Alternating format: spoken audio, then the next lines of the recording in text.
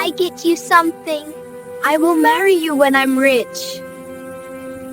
What if I told you that a 9-year-old girl's decision to share her only lunch would one day change hundreds of lives?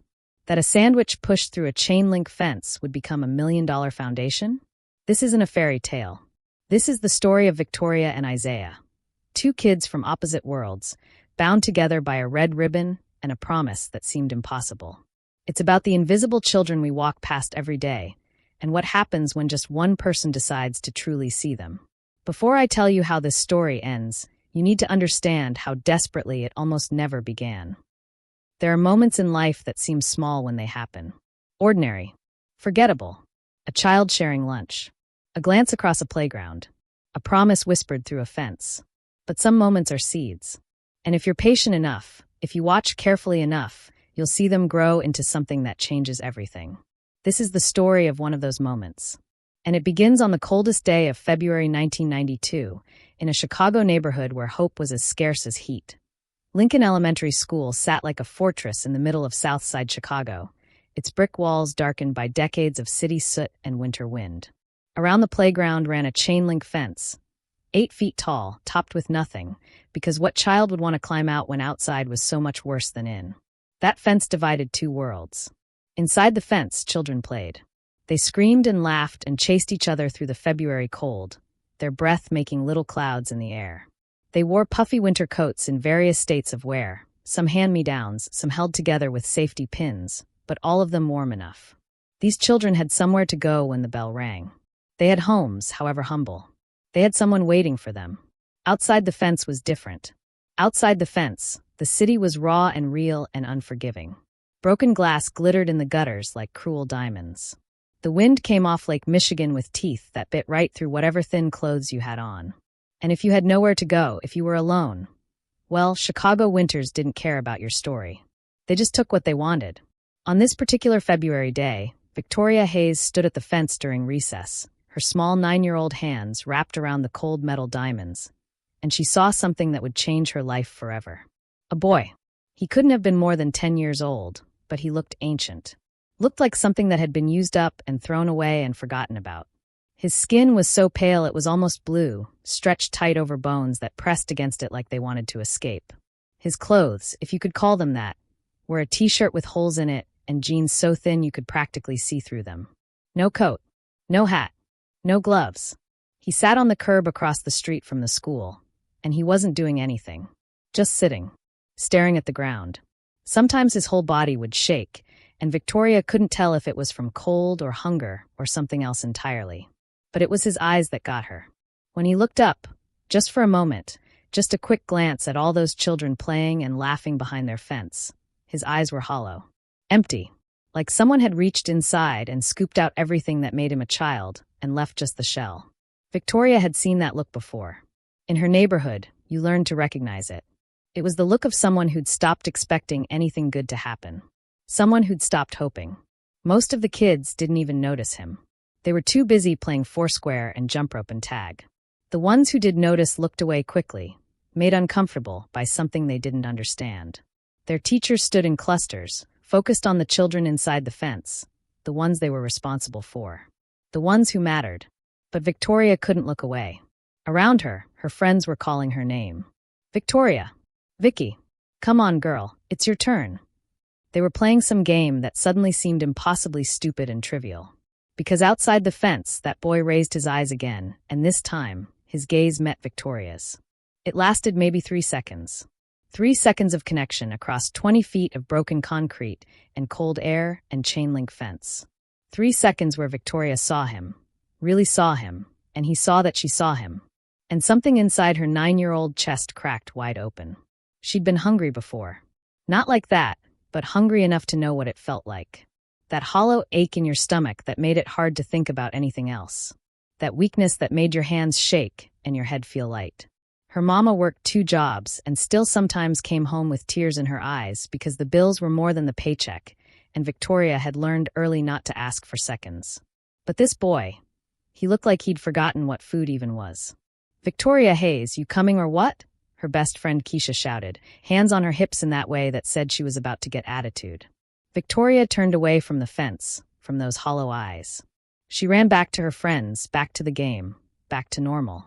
But every few minutes, she'd glance over her shoulder, and he'd still be there. Sitting. Shaking. Alone. When the bell rang and they all lined up to go inside, Victoria looked one more time. He was watching them file into the warm building. Watching them disappear into a place he couldn't go. And the look on his face was so hungry, not just for food, but for belonging, for warmth, for someone to see him as human, that Victoria made a decision right then and there. Tomorrow, she'd bring him something. Tomorrow, she'd make sure he knew that at least one person in this whole city saw him. She didn't know it then, but that decision, that tiny, simple decision, would become the most important thing she'd ever do. That night, Victoria lay in the bed she shared with her little brother Marcus, staring at the ceiling and listening to the sounds of their apartment. The radiator clanged and hissed, fighting a losing battle against the cold that crept through the window cracks. Down the hall, she could hear her mama moving around the kitchen, the tired shuffle of feet that had been standing for 12 hours straight. Victoria's stomach growled. Dinner had been small tonight, beans and rice stretched as far as they could go. There'd been 3 days until payday, and the math wasn't matting, as her mama liked to say. But that boy outside the fence, when was the last time he'd eaten anything at all? The next morning, Victoria watched her mama make lunch with new eyes. 1 peanut butter sandwich, cut in half. A small bag of carrot sticks. An apple that was more brown spots than red skin, but still good enough. The same lunch Victoria took to school every single day. "Mama," Victoria said slowly, "can I have a little extra today?" Her mama turned from the counter, and Victoria saw the exhaustion in her face. Shanita Hayes was 32 years old but looked older, worn down by double shifts and broken promises, and a husband who'd left when Marcus was still in diapers. But her eyes were kind. They'd always been kind. "Baby, I know." Victoria cut her off gently. "I know we don't have extra. But there's a boy, Mama. Outside the school. And he's hungry. Real hungry." Her mama set down the butter knife and knelt in front of Victoria, taking her daughter's small brown hands in her own. "Tell me about this boy." So Victoria did. She described the hollow eyes, the shaking hands, the way he looked at the school like it was heaven and he was locked outside the gates. She told her mama about how no one else seemed to see him, how everyone looked away. When she finished, her mama was quiet for a long moment. Then she stood up, went to the cabinet, and pulled down the jar of peanut butter. She made a second sandwich, wrapped it carefully in a napkin.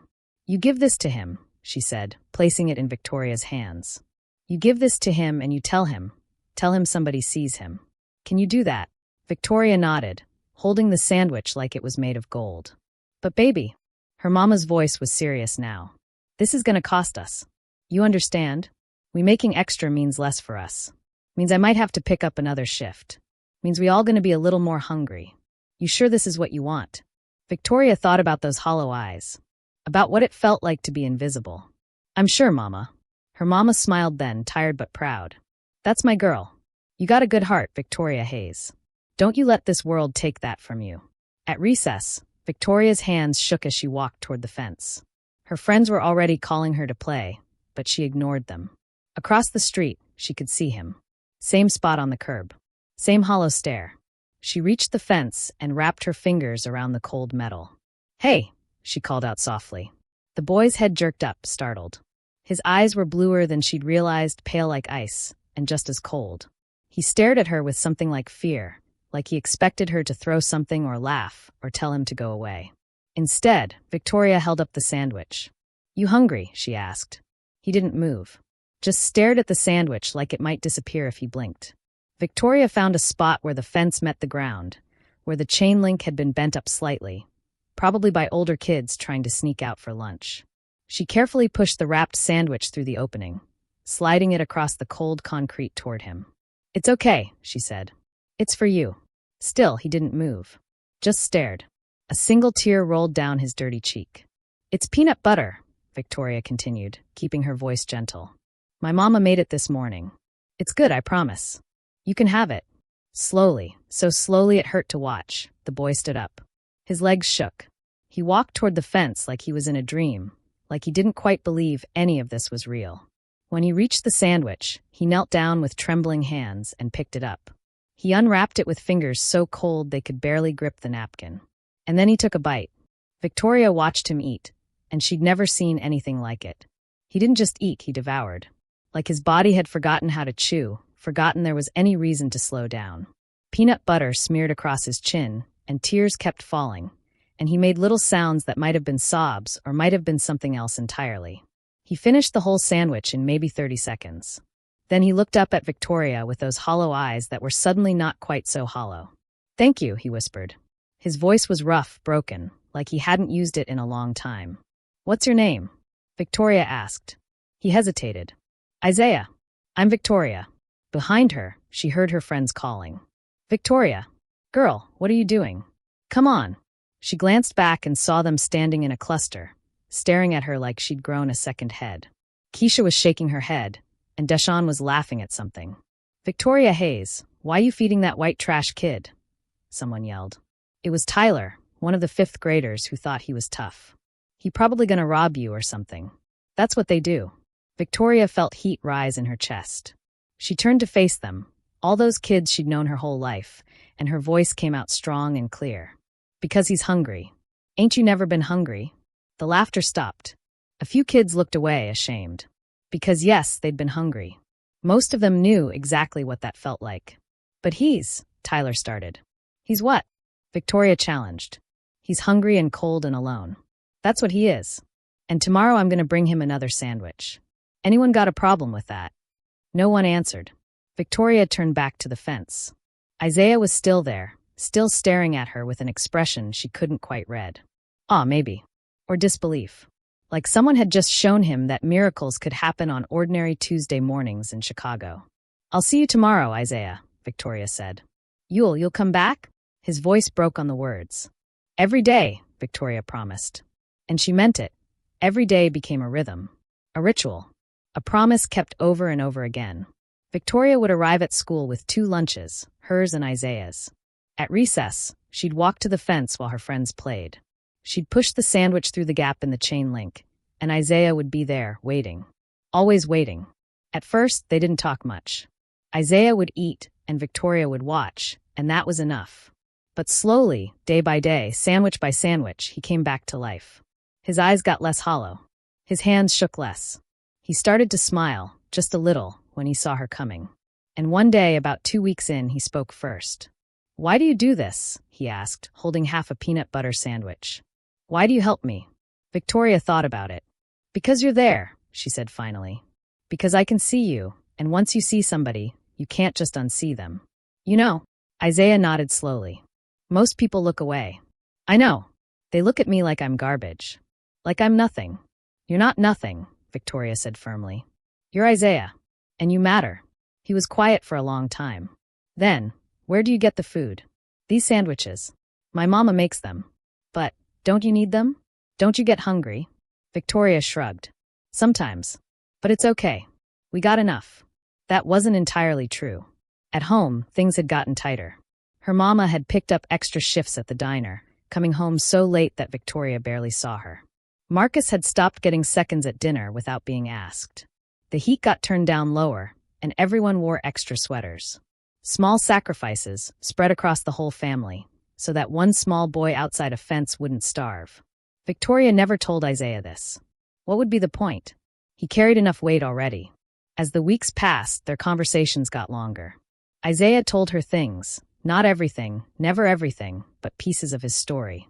He was 10 years old. He'd been in foster care since he was 7, when his mama overdosed and his daddy was already long gone. He'd run away from his last placement because the man there had hands that hit and a wife who looked away. Now he was living rough, sleeping in abandoned buildings, eating from dumpsters when he could find them. "Don't you get scared?" Victoria asked one day. "Every day," Isaiah admitted. "Every single day. But scared alone is better than scared with people who hurt you." Victoria's heart broke a little more each time they talked. Her friends had mostly stopped teasing her about feeding that white boy, though they still didn't understand. One day at lunch, Keisha asked her why she cared so much. "He's not even from our neighborhood," Keisha said, picking at her food. "Why is it your problem?" Victoria thought about how to explain it. "You remember last year, when your cousin got shot and everybody came to your house with food?" Keisha nodded, her face clouding over. "Why'd they do that? Why'd Mrs. Johnson bring a whole casserole when her own kids were hungry?" Why'd my mama give up her Saturday to help clean your house? Because that's what you do, Keisha said slowly. When somebody's hurting, you help. Right. So why does it matter what neighborhood Isaiah's from? He's hurting worse than anybody I ever seen. And I can help. So I do. Keisha was quiet for a moment. Then she reached into her lunch bag and pulled out her orange. Give him this tomorrow, she said. Tell him it's from me. After that, other kids started contributing too. A granola bar here. An extra juice box there. Not everyone. Some still looked away, still called Isaiah names when they thought Victoria couldn't hear. But enough kids helped that Isaiah started getting full meals instead of just sandwiches. And slowly, miraculously, he started to look like a child again instead of a ghost. 3 months into their daily meetings, Isaiah said something that would change everything. It was April, and the weather had finally turned warm. Spring flowers were trying to push up through the cracked sidewalks, and the air smelled like possibility instead of exhaust and despair. Victoria had brought him a turkey sandwich that day, a special treat because her mama's paycheck had been bigger than expected. Isaiah ate slowly now, savoring each bite instead of devouring. He'd gained weight, filled out a little. His eyes were brighter. He'd even started joking around, making Victoria laugh with his observations about the teachers and the way kids played. When he finished eating, he looked at Victoria through the fence with an expression she couldn't quite read. Victoria, he said seriously, I promise you something. Yeah, when I grow up and get rich, I'm gonna marry you. Victoria burst out laughing. Boy, you're crazy. We're just kids. But Isaiah didn't laugh. His face was solemn, older than his 10 years. I mean it. I'm gonna get out of here someday. I'm gonna make something of myself. And when I do, I'm gonna find you again and marry you. Because you saved my life, Victoria Hayes. And I don't forget. Something in his voice made Victoria stop laughing. She looked at him, really looked at him, and saw that he meant every word. Okay, Isaiah, she said softly. When you're rich, you can marry me. They both smiled, but underneath was something real. Something serious. A promise made by children who'd seen too much of the hard world to make promises lightly. That promise sustained them through the rest of the spring and into the early summer. Victoria's favorite possession in the whole world was a red ribbon her grandmother had given her before she died. It was silk, slightly faded, and Victoria wore it in her hair every single day. Her mama said it made her look like royalty. One day in June, Victoria came to the fence and Isaiah wasn't there. She waited through the whole recess. Nothing. The next day, the same. And the next. By the 4th day, Victoria was frantic. She'd walk up and down the street near the school after dismissal, looking for any sign of him. Had he been hurt? Arrested? Had something terrible happened? Her mama tried to comfort her. Baby, sometimes people who live the way Isaiah lives, they move around. It doesn't mean anything bad happened. Maybe he just had to go somewhere else. But Victoria couldn't accept that. Isaiah had been there every single day for 4 months. He wouldn't just leave without saying goodbye. He wouldn't break their routine, their ritual, their promise. On the 7th day, she'd almost given up hope. And then, at the very end of recess, just before the bell rang, she saw him. He was running down the sidewalk toward the school, running so hard he was stumbling. When he reached the fence, he grabbed onto it like it was the only thing keeping him standing, gasping for breath. Victoria, he panted. Victoria, they found me. Foster services. They're taking me to a new place today. This is goodbye. Victoria felt like the world had stopped spinning. No, she whispered. No, you can't go. Where are they taking you? I don't know. Somewhere far. They said this time it'll be better. A real family. But what about our promise? What about? Victoria's voice cracked. She was 9 years old, and the only person she'd ever saved was being taken away, and there was nothing she could do about it. Isaiah reached through the fence and grabbed her hand. His fingers were still thin, still rough, but warm now. Alive. I won't forget, he said fiercely. I promise you, Victoria Hayes, I will never forget. And someday, I don't know when, but someday, I'm going to come back. I'm going to find you. And I'm going to keep my promise. The bell rang. Kids started lining up. Teachers were calling names. Wait, Victoria said. Her hands were shaking as she reached up and untied the red ribbon from her hair. She looked at it for a moment, her most precious thing, the last gift from her grandmother, and then carefully, she tore it in half. She kept one piece and pushed the other through the fence to Isaiah. So you remember, she said, tears streaming down her face. So you remember someone saw you. Someone cared. Don't forget me, okay? Don't forget that you mattered. Isaiah clutched the ribbon piece in his fist like it was a lifeline. I won't forget. I'll keep this forever. And I'll find you again. I promise. Victoria Hayes, her teacher called sharply. Line up now. I have to go, Victoria sobbed. I'll find you, Isaiah said again. I'll find you, Victoria. I promise. She had to turn away then. Had to get in line with the other kids. Had to walk back into the school building. But at the door, she looked back one more time. Isaiah was still at the fence, one hand pressed against the chain link, the other clutching the red ribbon. He was crying too, silent tears running down his face. Their eyes met across the playground. One last moment of connection. And then Victoria walked inside, and the door closed behind her, and Isaiah was gone. Victoria stood at the fence during recess the next day. And the next. And the next. For weeks she waited, hoping against hope that Isaiah would come back one more time, that there had been some mistake. But he never came. Eventually, life moved on the way it always does. Victoria grew up in that same neighborhood on Chicago's South Side. She watched friends fall into gangs and drugs. She watched families evicted, watched buildings burn, watched the neighborhood get poorer and more desperate with each passing year. But she also watched people help each other, watched neighbors share what little they had, watched her mama and women like her mama fight to keep their children safe and fed and dreaming despite everything the world threw at them. When Victoria turned 16, she knew what she wanted to do with her life. She wanted to see people the way she'd seen Isaiah. She wanted to help the invisible ones, the forgotten ones, the ones everyone else looked away from. She went to community college while working nights at the same diner where her mama worked. She put herself through a bachelor's degree in social work, living on ramen and determination. And when she finally got her degree and her certification, she came right back to the neighborhood where she grew up. She became a social worker for the Department of Child Services. The pay was terrible, the hours were brutal, and the heartbreak was constant.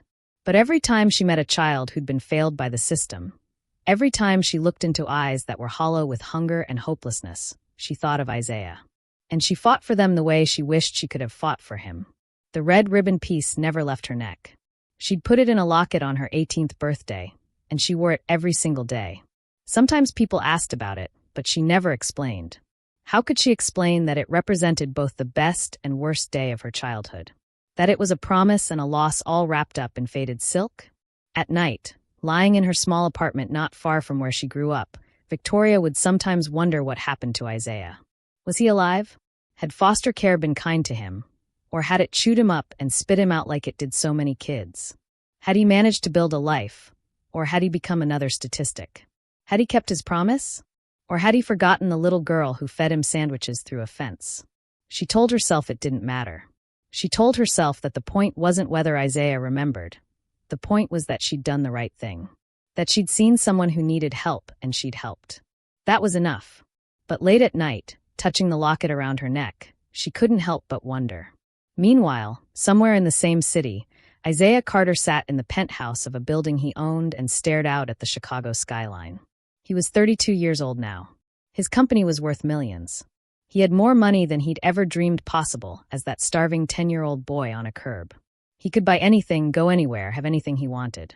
But his penthouse was empty. His success felt hollow. Because for 5 years now, ever since he'd made his first real money, he'd been searching for something more valuable than all his wealth combined.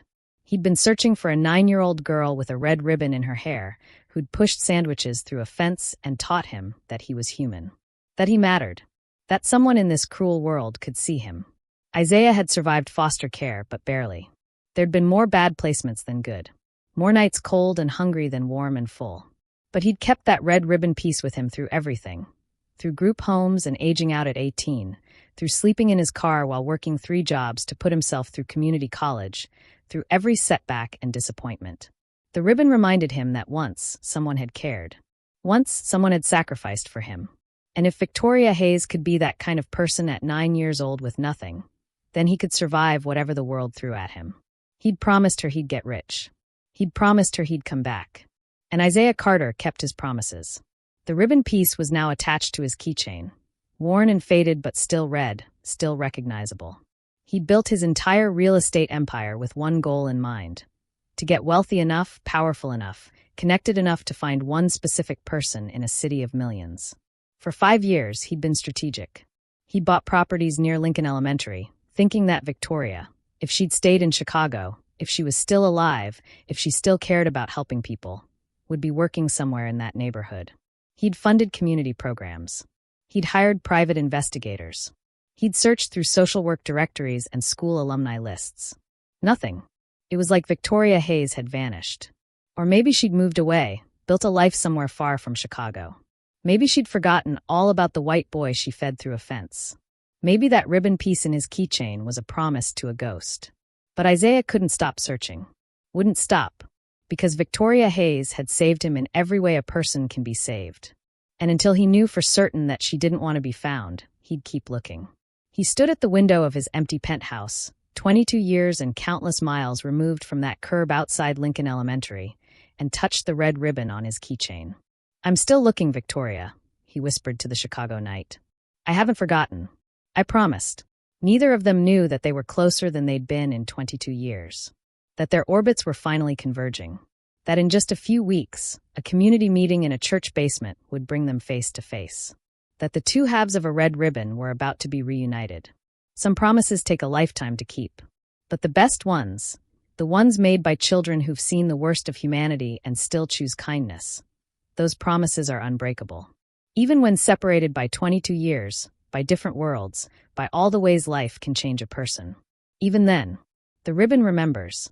They say that Chicago is a city of neighborhoods.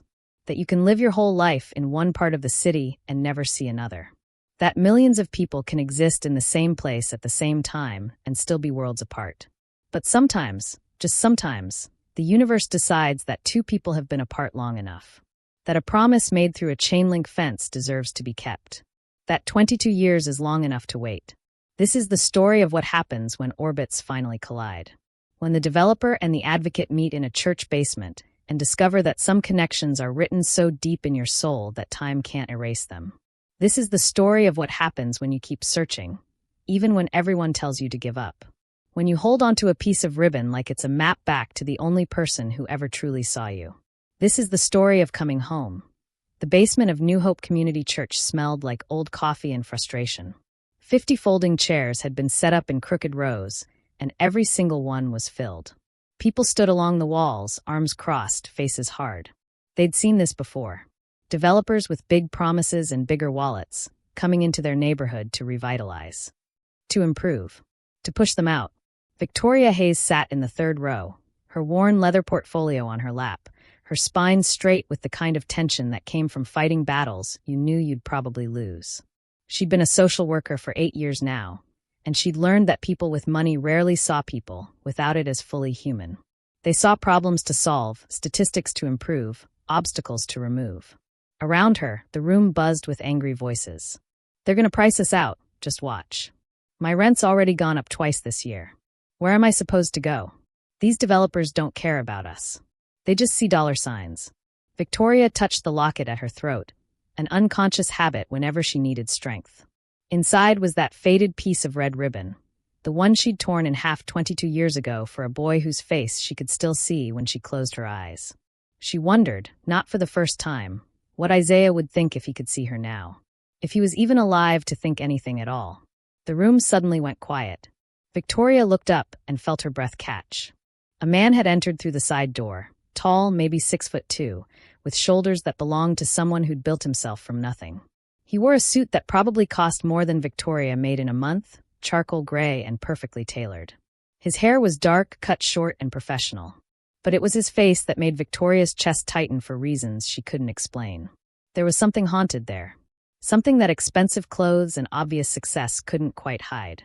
His eyes, pale blue, striking against his skin, held a kind of intensity that made it seem like he was searching for something in every face he saw. He moved to the front of the room with a grace that suggested he was used to commanding attention, but there was something else in his walk. Something careful. Like a person who'd learned young not to take up too much space, who'd had to earn the right to exist in rooms like this. "Good evening," he said, and his voice was deep, controlled, but with rough edges underneath the polish. "My name is Isaiah Carter. I'm the CEO of Carter Development Group, and I'm here to talk to you about a project we're proposing for this neighborhood." Victoria's pen slipped from her fingers and clattered to the floor. Isaiah. It couldn't be. Isaiah was a common name. Lots of men were named Isaiah. This was just a coincidence, just her mind playing tricks because she'd been thinking about that boy at the fence, because she always thought about him when she had to face down developers who wanted to destroy communities for profit. But her hands were shaking as she bent to pick up her pen. Isaiah Carter clicked a button, and a presentation appeared on the screen behind him. Architectural renderings of new buildings, beautiful, modern, gleaming with glass and promise. A community center. Affordable housing units. Green spaces. I know what you're thinking, Isaiah said, and there was something raw in his voice now, something that cut through the corporate polish. You're thinking this is gentrification. That I'm here to push you out of the neighborhood you built, the community you fought to keep alive.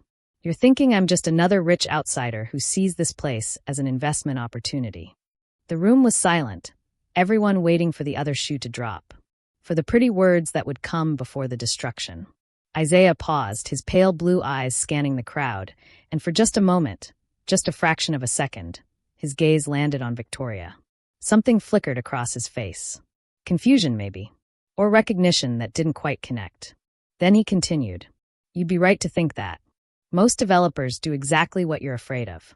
But I'm not most developers. He took a breath, and his next words came out quieter, more personal. I grew up not far from here.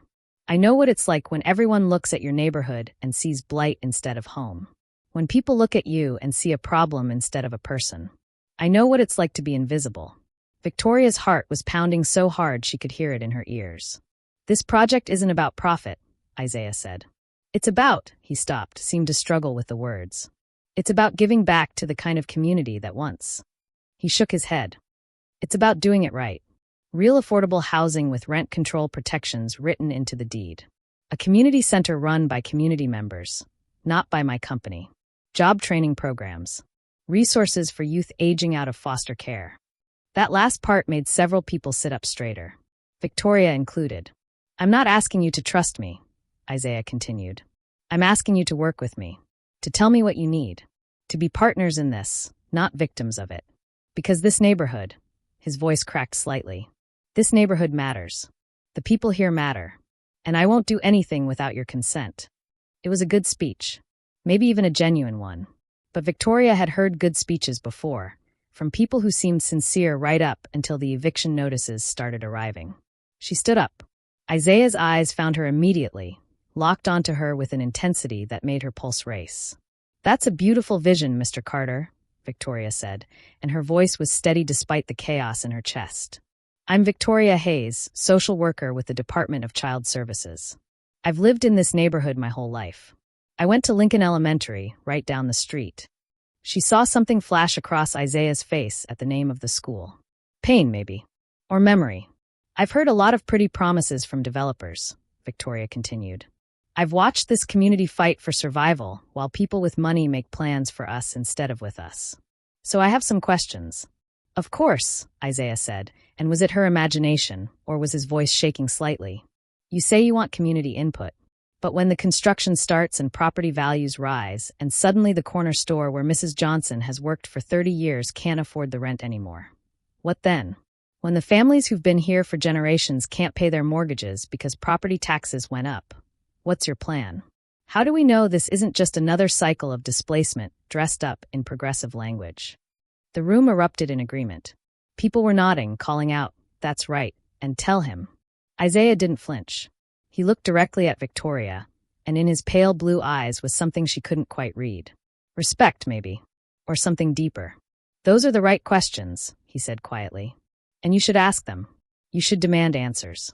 Because you're right, I could stand here and make promises that mean nothing once the contracts are signed. So here's what I propose. We form a community oversight board, made up entirely of neighborhood residents. They have veto power over every decision, every design choice, every tenant selection. If this board says no, the project doesn't happen. Period. Murmurs rippled through the crowd. That was actually unusual. Most developers would never give up that kind of control. Furthermore, Isaiah continued, his eyes still on Victoria, I'll put it in writing. Legal binding contracts. The affordable units stay affordable in perpetuity. No loopholes. No expiration dates. Current residents get first right of return at their current rent rates. Small businesses get rent freezes for the first 5 years. All of this is non-negotiable. Why? Victoria asked, and her voice came out softer than she intended. Why are you doing this? What's in it for you? Isaiah was quiet for a long moment. The room waited. Because, he said finally, a long time ago, someone saw me when I was invisible. Someone helped me when they had no reason to, when it cost them something to do it. And I made a promise that if I ever had the power to help people the way I was helped, I would. This is me keeping that promise. The room was silent now, everyone feeling the weight of something real beneath his words. I don't expect you to trust me today, Isaiah said. I'm asking for a chance to earn that trust. Work with me. Challenge me. Hold me accountable. And if at any point you feel I'm not honoring my word, you have the power to shut this entire project down. He looked around the room, but his gaze kept coming back to Victoria. Back to the woman in the third row with the professional clothes and the fire in her eyes and something about her that made his chest ache with a longing he couldn't name. We'll set up smaller community meetings, Isaiah said. Give everyone a chance to voice concerns and ideas. I'm here to listen, to learn, to do this right. He paused. Because this neighborhood deserves someone who sees it. Really sees it. The word sees hit Victoria like a physical blow. She sat down slowly, her mind racing. It was impossible. It couldn't be the same person. Isaiah had been a starving 10-year-old boy, and this man was a CEO in a $1,000 suit. People didn't make that kind of journey. The foster care system didn't produce success stories like this. But that word, sees, and those eyes, those pale blue eyes that held decades of pain beneath success and polish. The meeting continued around her, but Victoria barely heard it. People asked questions. Isaiah answered them patiently, thoroughly. Plans were made for follow-up meetings. Contact information was exchanged. And through it all, Victoria felt Isaiah's eyes on her. Searching, questioning, like he was trying to solve a puzzle, but was missing the final piece. When the meeting finally ended, people clustered around Isaiah, some still hostile, others cautiously hopeful. Victoria gathered her things slowly, her hands still shaking. She needed to leave. Needed to get out of this church basement and breathe and figure out what was happening to her. But as she moved toward the exit, a voice stopped her. Ms. Hayes. She turned. Isaiah had extracted himself from the crowd and was walking toward her, and up close he was even more striking. Tall and broad-shouldered, but with a carefulness to his movements that spoke of someone who'd learned to make himself small when necessary. Yes, Victoria managed. I'd like to schedule a one-on-one meeting with you, Isaiah said. You asked the hardest questions tonight, the most important ones. I think your perspective would be invaluable as we develop this project. It was a reasonable request. Professional. Exactly what should happen. So why did Victoria feel like the ground was shifting beneath her feet? Ah, yes. That would be fine. Tomorrow? Isaiah asked. There's a coffee shop on Harper Street. Do you know it? Harper Street. 3 blocks from Lincoln Elementary. I know it, Victoria whispered. 2 o'clock. She nodded, not trusting her voice. Isaiah extended his hand. Victoria took it, and the moment their skin touched, something electric passed between them. Isaiah's breath caught. His eyes widened. Have we? He started, then shook his head. I'm sorry. You just seem familiar somehow. Victoria pulled her hand back, her heart hammering. I have one of those faces, she said, trying to sound light. I'll see you tomorrow, Mr. Carter. She walked out of that church basement on legs that felt like they might give out any second. Behind her, she could feel Isaiah's eyes following her, could feel the weight of questions he didn't know how to ask. And around her neck, hidden beneath her blouse, the locket with its red ribbon piece felt heavier than it ever had before. Victoria didn't sleep that night. She lay in her bed, staring at the ceiling of her small apartment, and tried to convince herself she was being ridiculous. Tried to logic her way out of the feeling that her entire world was about to change. Isaiah was a common name. Pale blue eyes weren't that unusual. The fact that this CEO had grown up in foster care and cared about invisible children, that was just coincidence. Good people existed. Successful people with tragic backgrounds existed. It didn't mean anything. But at 2 a.m., Victoria got up and dug through the box in her closet where she kept mementos from her childhood. Old school photos. Birthday cards from her grandmother. And there, at the bottom, a newspaper clipping from 23 years ago that her mother had saved. It was a small article about foster children in Chicago. And there was a photo, grainy, black and white, but clear enough. A group of kids at a facility. And in the back row, thin and haunted and heartbreakingly young, a boy with pale eyes. The caption listed names. One of them was Isaiah Carter. Victoria's hands shook so hard she almost dropped the clipping. It was him. The starving boy from the fence had grown up to be a millionaire developer. Had kept his promise about getting rich. Was now sitting in community meetings talking about helping invisible children. Had he kept his other promise? The one about finding her? Victoria looked at the clock. 2:17 a.m. 13 hours until their meeting. She didn't sleep at all. The coffee shop on Harper Street was called Daily Bread, which Victoria had always found both too on the nose and perfect for the neighborhood. It was a tiny place, family-owned for 3 generations, with mismatched furniture and coffee that was strong enough to wake the dead. Victoria arrived 15 minutes early, ordered a tea she was too nervous to drink, and sat at a corner table where she could see the door. At exactly 2 p.m., Isaiah walked in. He'd traded the power suit for dark jeans and a simple button-down, but he still looked like money. Like someone who'd climbed out of poverty and taken none of it for granted. His eyes scanned the room, that same searching intensity from the night before, until they landed on Victoria. His face did something complicated. Relief and confusion and something that looked almost like hope. He ordered coffee and joined her at the table, and Victoria noticed that he moved carefully, like someone used to taking up as little space as possible. Like someone who'd learned young that making yourself small kept you safe. "Thank you for meeting me," Isaiah said, wrapping his hands around his coffee cup. His fingers were long, elegant now, but Victoria could still see the ghost of that 10-year-old boy in the way he held the cup. Like he was grateful for the warmth. "Of course," Victoria said.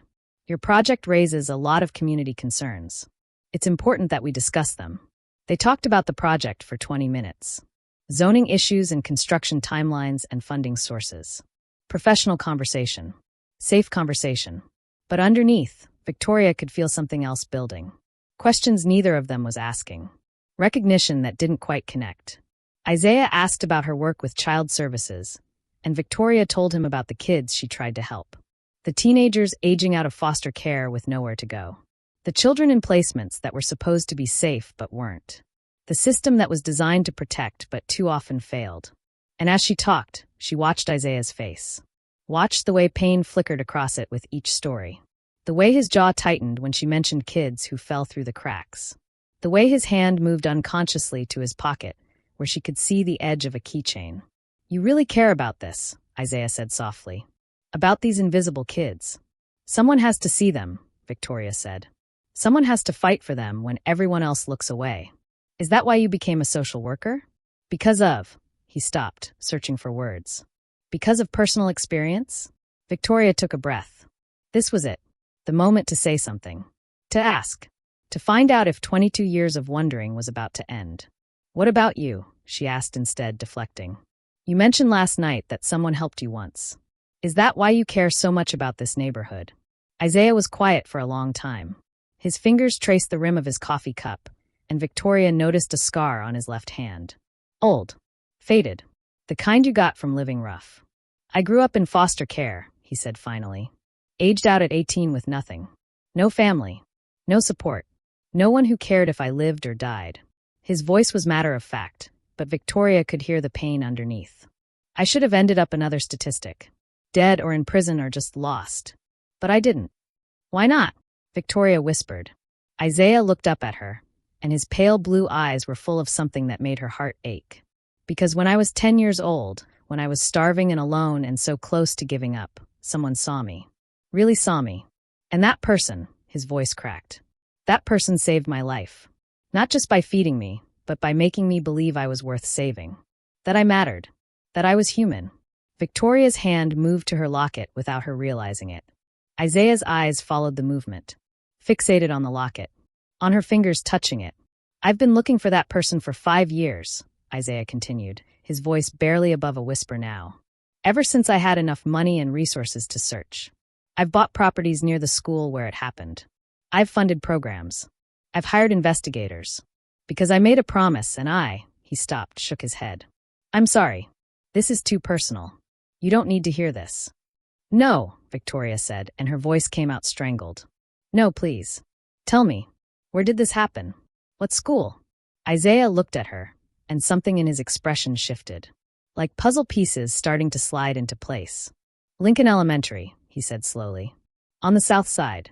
There was a fence between the playground and the street, and every day for 6 months, a little girl would push sandwiches through that fence to feed me. And I never forgot her. I've never stopped looking for her. The coffee shop disappeared. The world disappeared. There was only Isaiah's pale blue eyes staring at her with growing recognition, growing hope, growing disbelief. What? Victoria's voice broke. She tried again. What was her name? This girl. Isaiah's hand moved to his pocket, to the keychain Victoria had noticed earlier. He pulled it out slowly, and attached to it was a piece of fabric. Faded. Worn. Red. Victoria, Isaiah whispered. Her name was Victoria Hayes. The sob that came out of Victoria was something between a laugh and a cry. Her hands were shaking so hard she could barely open the locket around her neck. But she managed it, and inside was the matching piece. The other half of the ribbon she'd torn 22 years ago. Isaiah stared at the locket, at the ribbon, at Victoria's face. It's you, he breathed. Oh my God, it's you. I've been looking, I've been searching everywhere, and you were here. You were here the whole time. I never left, Victoria said, tears streaming down her face now. I stayed in the neighborhood. I became a social worker. I thought about you every day. I wondered if you were alive, if you were okay, if you remembered. Remembered? Isaiah's voice broke on a laugh that was half sob. Victoria, I've carried that ribbon piece with me every single day for 22 years. Through everything. It was the only thing that kept me going. Knowing that once someone saw me. That you saw me. He stood up abruptly, his chair scraping back, and Victoria stood too, and then they were both just standing there in the middle of this coffee shop, staring at each other across 2 decades and everything that had happened to turn children into adults. You came back, Victoria whispered. You actually came back. I promised, Isaiah said simply. And I've been keeping that promise for 5 years. Buying properties near the school because I knew that if you were still in Chicago, you'd be there. Helping people. Seeing the invisible ones. Because that's who you were. Were, Victoria asked through her tears. Are, Isaiah corrected, and he was crying too now, this tall, powerful CEO with the expensive clothes and the empty penthouse. That's who you are. You're still her. The girl who shared her lunch when she didn't have enough. Who made me feel human again. I never forgot you, Victoria said. Never. I looked for you for years, but I didn't have money or resources or I'm just a social worker. I couldn't hire investigators. I couldn't buy buildings. I just had this. She touched the locket. And hope. And the belief that somewhere you were alive and okay. Isaiah took a step toward her. Then another. And then they were standing so close Victoria could see the tears on his face, could see the boy he'd been underneath the man he'd become. Do you? Isaiah's voice was shaking. Do you still have it? The whole piece. Victoria opened the locket with trembling fingers and carefully removed the red ribbon piece. It was faded, worn soft with age, but unmistakably red. Isaiah pulled his keychain piece off. His hands were shaking so badly he almost dropped it. They held the 2 pieces together, and even after 22 years, even faded and worn, they matched perfectly. 2 halves of a whole. I kept my first promise, Isaiah said softly. I got rich. Now let me keep my second one. What? Victoria whispered. I promised I'd marry you. I promised I'd find you and never let you go. And he stopped, laughed shakily. I know that sounds crazy. I know we're basically strangers now. I know we need time to be adults, to date, to figure out who we are now. But Victoria, I've been looking for you for 5 years. And before that, I spent 17 years trying to become someone worthy of the girl who saved my life. You were always worthy, Victoria said fiercely. You were always worth saving. Always. Around them, the coffee shop had gone quiet. People were watching, sensing something important was happening even if they didn't understand what. I don't know you, Victoria said, and Isaiah's face fell. But I want to. I want to know who you became. I want to know your story. Her voice broke. I want to see if the man matches the boy I never stopped thinking about. And if he does? Isaiah asked quietly. Then maybe, Victoria said, touching the ribbon pieces they held between them. Maybe we can finish what we started at that fence. Maybe we can keep all our promises. Isaiah smiled then, really smiled, and for just a moment Victoria could see the 10-year-old boy in his face. The one who'd looked at her through chain link with hopeless eyes that suddenly held hope. "I'd like that," he said. "I'd like that very much." They stood there for a long moment, 2 pieces of ribbon pressed between their hands, 22 years collapsing into nothing. And then, slowly, carefully, Isaiah pulled Victoria into a hug. She fit against him like a missing piece finally found. And as she pressed her face against his chest and felt his arms wrap around her, strong arms now, not thin and starving, Victoria heard him whisper into her hair. "Thank you. Thank you for seeing me. Thank you for saving me. Thank you for never forgetting. Thank you for coming back," Victoria whispered back. "Thank you for keeping your promise." Behind them, someone in the coffee shop started clapping. Then someone else. And then the whole place was applauding, even though they didn't know the full story. They just knew they'd witnessed something important. Something real. 2 people who'd been separated by everything, by race and class and time and circumstance, finding their way back to each other through a promise made by children who understood kindness better than most adults ever would. The red ribbon was whole again. And so, finally, were they. The next 6 months changed everything. Isaiah and Victoria dated the way adults do. Coffee dates and dinners, long walks through the neighborhood, conversations that stretched into dawn. They learned each other. Not the mythical children they'd remembered, but the real people they'd become. Victoria learned that Isaiah was driven but haunted. That he still had nightmares about being cold and hungry. That success hadn't erased the trauma of foster care, just given him resources to manage it. That he was kind but guarded, generous but careful, successful but lonely in ways that money couldn't fix. Isaiah learned that Victoria was fierce but tender. That she fought for every child who crossed her desk like they were her own. That she still lived in a small apartment because she gave away half her paycheck to families in crisis. That she was exhausted and underpaid and absolutely refused to stop doing work that mattered, even when it broke her heart daily. They learned that they fit. Not perfectly. Real people never fit perfectly. Victoria challenged Isaiah's assumptions about development and progress. Isaiah challenged Victoria's skepticism about wealth and power. They argued about strategy and approach, and what helping actually meant. But underneath every disagreement was profound respect. Underneath every challenge was love. Because that's what it was. Not the childish promise from 22 years ago, but real adult love. The kind built on seeing someone fully, their trauma and strength, their mistakes and growth, and choosing them anyway. The development project transformed under their partnership. Victoria became co-director, bringing her expertise in social services and community needs. Isaiah brought resources and business acumen. Together, they created something neither could have done alone. The Community Oversight Board became the model for how development should happen. Real power in the hands of residents. Real accountability. Real change that served people instead of displacing them. But more than the project, Isaiah and Victoria transformed each other. Isaiah's empty penthouse started filling with life. Photos on the walls. Victoria's favorite tea in the kitchen. Laughter echoing through rooms that had only known silence. He was learning what it meant to have a home, not just a house. Victoria learned to accept help. To let Isaiah's resources support her work instead of trying to do everything alone. To understand that wealth wasn't inherently evil. It was just a tool, and the person wielding it mattered. 3 months into their relationship, Isaiah took Victoria back to Lincoln Elementary.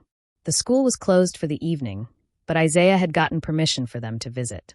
They stood at the fence where it had all begun. That chain-link barrier between inside and outside, between seen and invisible. "I used to sit right there," Isaiah said softly, pointing to the curb across the street. "Every day, watching all those kids play. Wishing I could be one of them. Wishing I could just be normal. Be safe. Be fed." Victoria squeezed his hand. "And I'd watch you from in here. Wondering why no one else seemed to see you. Wondering how people could just walk past someone who was hurting so much." "You were 9 years old," Isaiah said, turning to face her. 9 years old, Victoria. You and your family were struggling yourselves. You could have looked away like everyone else. Should have, probably. But you didn't. Neither did you, Victoria said. You could have taken that food and forgotten about me the moment you got it. But you didn't. You held on to a promise for 22 years. You came back. Isaiah reached into his pocket and pulled out a small box. Victoria's breath caught. I know it's only been 6 months, Isaiah said, and his voice was shaking. I know people will say we're rushing. that we barely know each other. But Victoria, I've been looking for you for 5 years. Before that, I spent 17 years becoming someone worthy of you. 22 years is a long time to wait. He opened the box. Inside was a ring, simple, elegant, with a stone the color of red ribbon.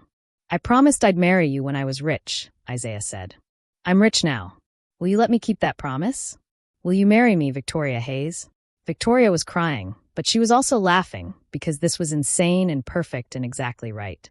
You were always worthy, she said for the second time. You didn't need money to be worthy of love. You just needed to be Isaiah, the boy who kept his promises, the man who came back. Is that a yes? Isaiah asked, and he was crying too now, this powerful CEO kneeling on the concrete outside Lincoln Elementary, where he'd once been a starving child. Yes, Victoria said. Yes, Isaiah Carter. I'll marry you. Not because you're rich. Not because you kept searching. But because you're you. Because you see people the way I see people. Because we fit. Isaiah slipped the ring onto her finger with shaking hands. And then he was standing and pulling her into his arms, and they were both laughing and crying at the same time. Behind them, the fence stood as it always had. But it wasn't a barrier anymore. It was a reminder, a monument to the moment when one child had looked through chain link and decided that another child's hunger mattered more than her own. They married 3 months later in New Hope Community Church, the same church where they'd found each other again. Victoria wore a simple white dress with a red ribbon in her hair. Isaiah wore his best suit with the original red ribbon piece in his pocket, right over his heart. The neighborhood filled the church. Victoria's mother cried through the entire ceremony. Isaiah had no family, but Victoria's mama took his face in her hands before the wedding and said, "You're mine now, baby. You hear me? You're mine." And for the first time in his life, Isaiah Carter belonged to someone. Belonged somewhere. When the pastor said, "You may kiss the bride," Isaiah kissed Victoria with reverence and gratitude and love. And when they turned to face the congregation, holding hands, everyone stood and applauded. Because they all understood what this was. It wasn't just a wedding. It was the completion of a circle. It was a promise 22 years in the making finally coming true. It was proof that kindness matters. That seeing people matters. That a sandwich pushed through a fence can change the entire trajectory of a life.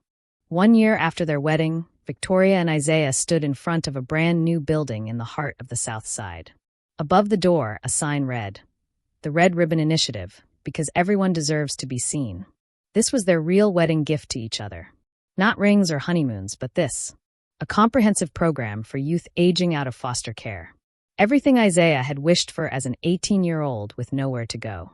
Everything Victoria had fought to provide for years, but never had the resources to do properly.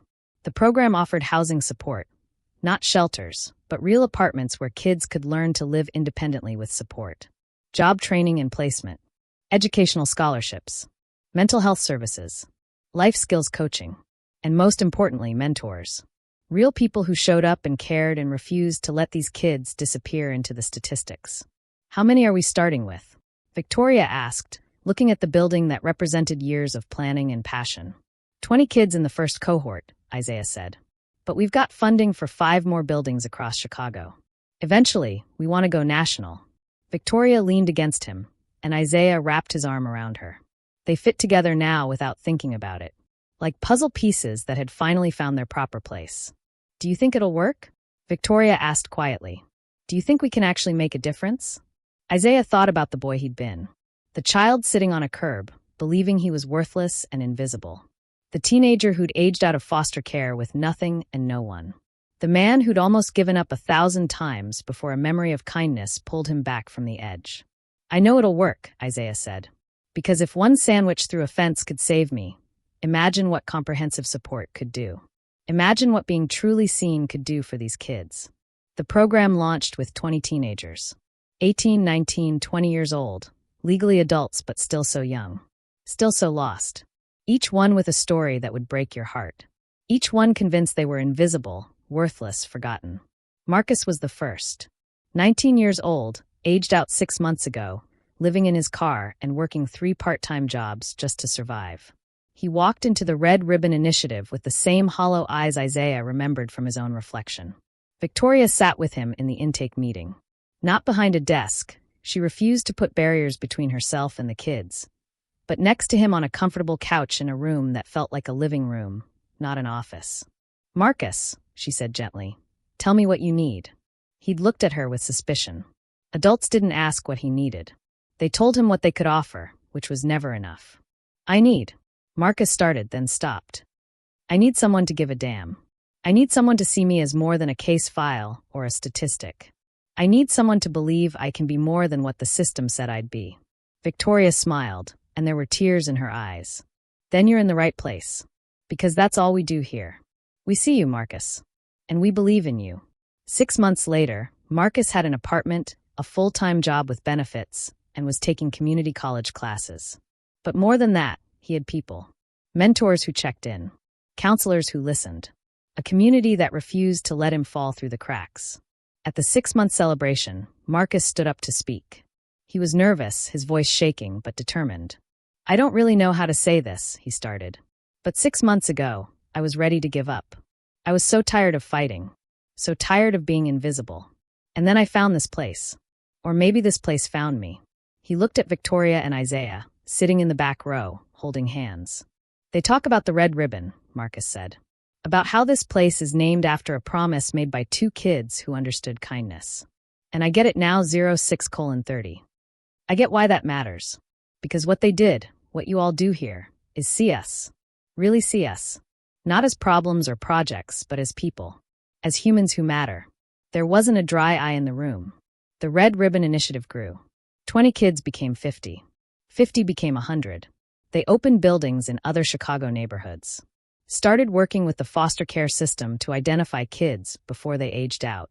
Developed partnerships with businesses to create real job opportunities. Isaiah funded it all, but he and Victoria refused to be distant benefactors. They showed up. Every week, they were in the buildings, meeting with kids, listening to stories, adjusting programs based on what people actually needed instead of what looked good on paper. Because they understood something most programs didn't. Being seen wasn't about services or resources, though those mattered. Being seen was about presence. About showing up. About making eye contact and remembering names and caring whether someone lived or died. The program started getting national attention. News stories. Awards. Government officials wanting to replicate the model. Isaiah and Victoria did interviews, but they always redirected the focus. "This isn't about us," Victoria said in every interview. "This is about the kids. About what's possible when we decide invisible children matter. Every person who works here understands what it means to be unseen," Isaiah would add. "And we're committed to making sure no kid feels that way again." 2 years into the program, they had data that made everyone take notice. 90% of their kids were either employed or in school. 80% had stable housing. Most importantly, 0% were homeless, incarcerated, or dead. The statistics that usually claimed foster youth who aged out without support. But Victoria and Isaiah didn't care about the data as much as they cared about the stories. Shanice, who'd gone from sleeping in shelters to getting accepted to nursing school. Devin, who'd turned his experience in foster care into advocacy, now speaking at legislative hearings about system reform. Amanda, who'd found her biological sister through the program's resources and was rebuilding a family connection everyone said was impossible. Each story was a life. Each life was a person who'd been invisible and was now seen. And each one of them carried a piece of red ribbon, a reminder that they mattered, that someone saw them, that their story wasn't over. The Red Ribbon Initiative became a national model. Other cities started adapting their approach. Foundations funded research on their methods. Foster care systems began restructuring based on their insights. But for Isaiah and Victoria, the most important measure wasn't national impact. It was this. Every single evening, they could go to sleep knowing that somewhere in Chicago, a kid who felt invisible had been seen that day, had been told they mattered, had been given a chance.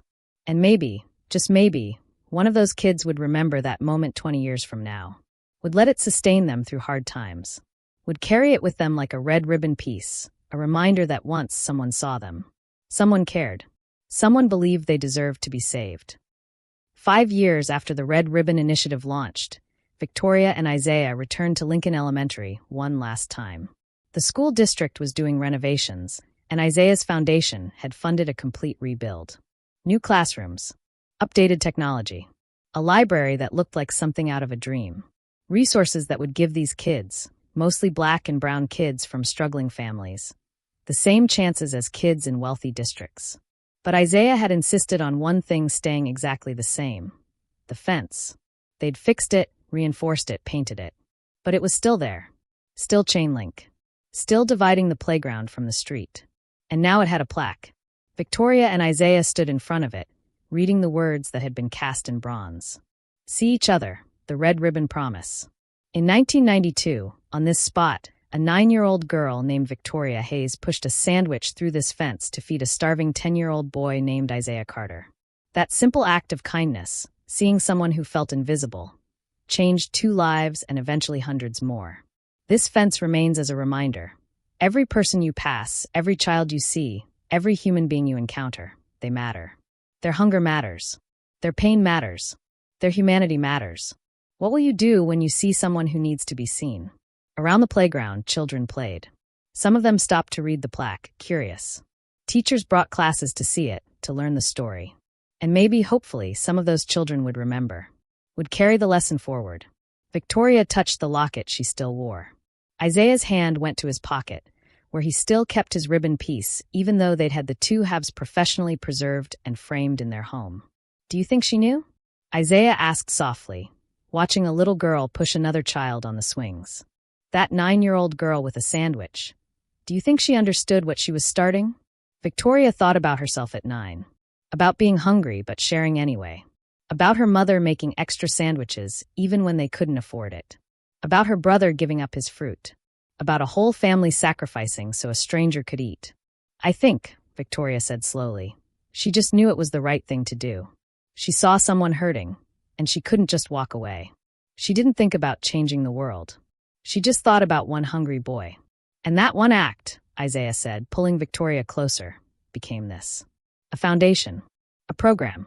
Hundreds of kids who got a second chance. A model that's changing how we think about foster care and youth services. All because you kept your promise, Victoria said. Because you came back. All because you saw me first, Isaiah countered.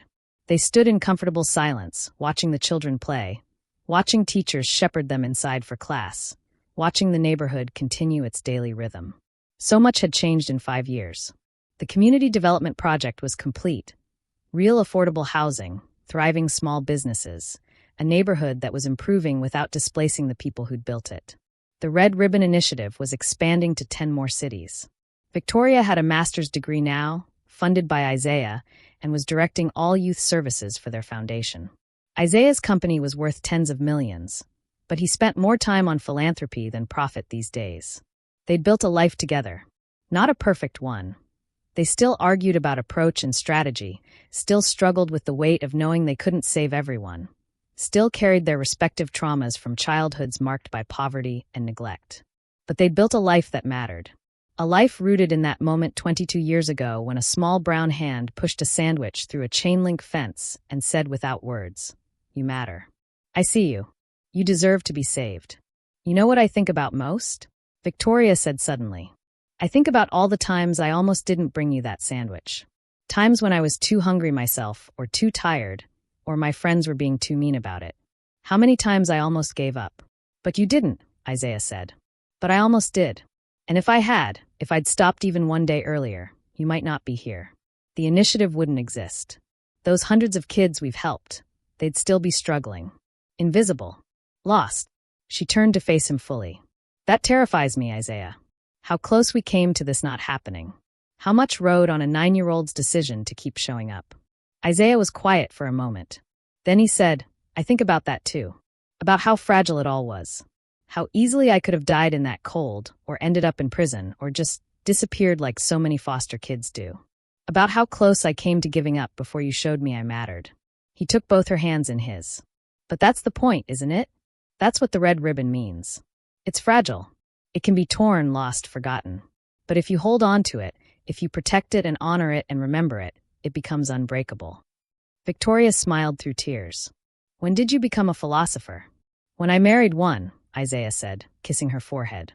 A little boy, maybe 7 or 8 years old, black with curious eyes, approached them shyly. He pointed at the plaque. 5 years after the Red Ribbon Initiative launched, Victoria and Isaiah returned to Lincoln Elementary one last time. The school district was doing renovations, and Isaiah's foundation had funded a complete rebuild. New classrooms, updated technology, a library that looked like something out of a dream, resources that would give these kids, mostly black and brown kids from struggling families, the same chances as kids in wealthy districts. But Isaiah had insisted on one thing staying exactly the same: the fence. They'd fixed it, reinforced it, painted it. But it was still there. Still chain link. Still dividing the playground from the street. And now it had a plaque. Victoria and Isaiah stood in front of it, reading the words that had been cast in bronze. See each other, the red ribbon promise. In 1992, on this spot, a 9-year-old girl named Victoria Hayes pushed a sandwich through this fence to feed a starving 10-year-old boy named Isaiah Carter. That simple act of kindness, seeing someone who felt invisible, changed 2 lives and eventually hundreds more. This fence remains as a reminder. Every person you pass, every child you see, every human being you encounter, they matter. Their hunger matters. Their pain matters. Their humanity matters. What will you do when you see someone who needs to be seen? Around the playground, children played. Some of them stopped to read the plaque, curious. Teachers brought classes to see it, to learn the story. And maybe, hopefully, some of those children would remember, would carry the lesson forward. Victoria touched the locket she still wore. Isaiah's hand went to his pocket, where he still kept his ribbon piece, even though they'd had the 2 halves professionally preserved and framed in their home. Do you think she knew? Isaiah asked softly, watching a little girl push another child on the swings. That 9-year-old girl with a sandwich. Do you think she understood what she was starting? Victoria thought about herself at 9. About being hungry but sharing anyway. About her mother making extra sandwiches even when they couldn't afford it. About her brother giving up his fruit. About a whole family sacrificing so a stranger could eat. I think, Victoria said slowly, she just knew it was the right thing to do. She saw someone hurting, and she couldn't just walk away. She didn't think about changing the world. She just thought about one hungry boy. And that one act, Isaiah said, pulling Victoria closer, became this. A foundation. A program. Hundreds of kids who got a second chance. A model that's changing how we think about foster care and youth services. All because you kept your promise, Victoria said. Because you came back. All because you saw me first, Isaiah countered. They stood in comfortable silence, watching the children play, watching teachers shepherd them inside for class, watching the neighborhood continue its daily rhythm. So much had changed in 5 years. The community development project was complete. Real affordable housing, thriving small businesses, a neighborhood that was improving without displacing the people who'd built it. The Red Ribbon Initiative was expanding to 10 more cities. Victoria had a master's degree now, funded by Isaiah, and was directing all youth services for their foundation. Isaiah's company was worth tens of millions, but he spent more time on philanthropy than profit these days. They'd built a life together. Not a perfect one. They still argued about approach and strategy, still struggled with the weight of knowing they couldn't save everyone, still carried their respective traumas from childhoods marked by poverty and neglect. But they'd built a life that mattered. A life rooted in that moment 22 years ago when a small brown hand pushed a sandwich through a chain-link fence and said without words, "You matter. I see you.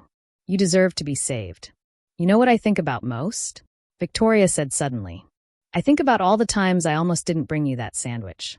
Times when I was too hungry myself, or too tired, or my friends were being too mean about it. How many times I almost gave up. But you didn't, Isaiah said. But I almost did. And if I'd stopped even one day earlier, you might not be here. The initiative wouldn't exist. Those hundreds of kids we've helped, they'd still be struggling. Invisible. Lost. She turned to face him fully. That terrifies me, Isaiah. How close we came to this not happening. How much rode on a 9-year-old's decision to keep showing up. Isaiah was quiet for a moment. Then he said, I think about that too. About how fragile it all was. How easily I could have died in that cold, or ended up in prison, or just disappeared like so many foster kids do. About how close I came to giving up before you showed me I mattered. He took both her hands in his. But that's the point, isn't it? That's what the red ribbon means. It's fragile. It can be torn, lost, forgotten. But if you hold on to it, if you protect it and honor it and remember it, it becomes unbreakable. Victoria smiled through tears.